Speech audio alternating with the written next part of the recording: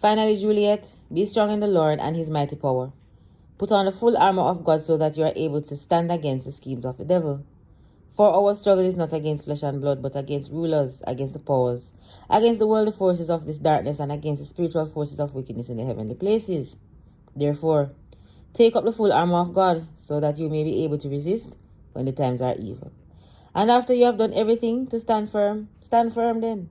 Buckle the belt of truth around your waist, and put on the breastplate of righteousness, and strap your feet in readiness with the good news of shalom.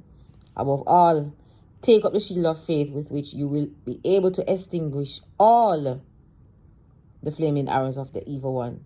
And take the helmet of salvation and the sword of the Spirit, which is the word of God. Pray in the Ruach on every occasion with all kinds of prayers and requests. With this in mind, keep alert with perseverance and supplication for all the Kedoshim.